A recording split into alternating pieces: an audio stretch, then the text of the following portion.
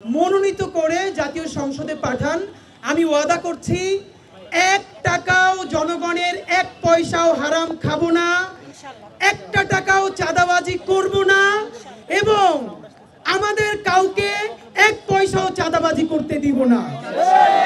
সুতরাং আমাদের ইনসাফ, আমরা ইনসাফের বাংলাদেশ চাই।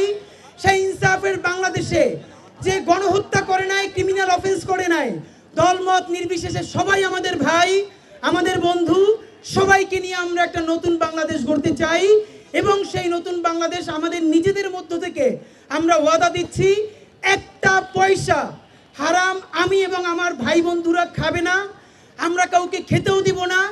আপনাদের শুধু একটা কাজ, আমাদের বিরুদ্ধে প্রশ্ন জারি রাখবেন। আপনারা আমাদেরকে প্রশ্ন করতে থাকবেন আর আমরা উত্তর দিতে থাকব। যখন মনে করব এই প্রশ্নের সঠিক উত্তর আমাদের কাছে নাই, তখন আপনারা আমরা যেন পদত্যাগ করতে বাধ্য হই, আপনারা সেই প্রেসার তৈরি করবেন। একই সাথে বলতে চাই, আমরা যদি ভালো কাজ করি, আমরা যদি ইনসাফের বাংলাদেশ বিনির্মাণে একটু এগিয়ে যেতে পারি, সেটুকুনো আপনারা আমাদের সাথে থাকবেন বলে আমরা দৃঢ়ভাবে প্রত্যাশা করি।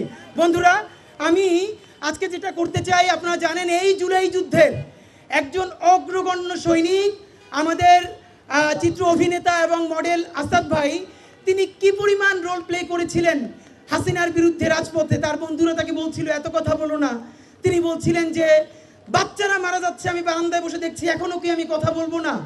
এবং আসাদ ভাই, আমি লাকিলি যে তার পুরো পরিবার ঢাকা 8-এর ভোটার, সুতরাং আপাকে নিয়ে চলে এসছেন। আমি এই জুলাই যোদ্ধার সম্মানে আমাদের প্রথম লিফলেটটা আমি আসাদ ভাইয়ের হাতে তুলে দিতে চাই। আমি আসাদ ভাইকে অনুরোধ করছি প্লিজ। আমরা আজকে বিসমিল্লাহ বলে রাজপথে নামলাম। অনেকে জিজ্ঞাসা করছে যে আমরা কি জিতবো কিনা।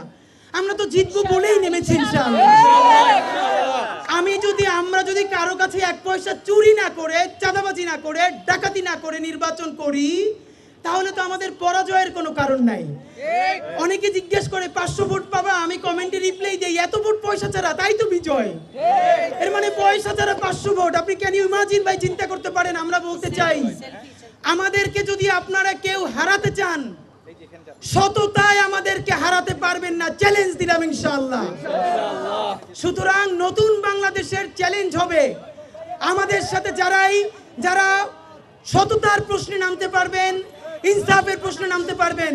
আর একটা কথা বলি, ঢাকা 8-এর মতো গুরুত্বপূর্ণ আসনে আমরা হলাম বাচ্চা ছেলে, কিন্তু আমাদেরকে শুধু বাচ্চা করে মনে করে কেউ যদি মাসেল পাওয়ার দেখিয়ে জনগণের রায়কে বৃদ্ধাঙ্গুলি দেখিয়ে ভোট ডাকাতি করবার চেষ্টা করেন, পয়সা দিয়ে ভোট কেনবার চেষ্টা করেন, শুধু মনে রাখবেন হাসিনার থেকে বেশি শক্তিশালী আপনারা কেউ ছিলেন না।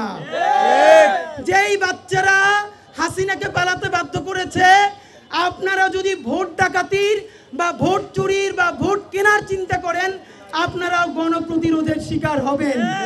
সুতরাং একই সাথে বাংলাদেশপন্থী সকল রাজনৈতিক দলকে অনুরোধ করছি, আপনারাও আমাদের সাথে আসেন, ইনসাফের বাংলাদেশ বিনির্মাণে চলেন। আমাদের ইশতেহার হোক, চাঁদাবাজি করব না, চাঁদাবাজি করতে দিব না, 1 পয়সা হারাম খাবো না, 1 পয়সা আমার বন্ধুদেরকে হারাম খেতে দিব না।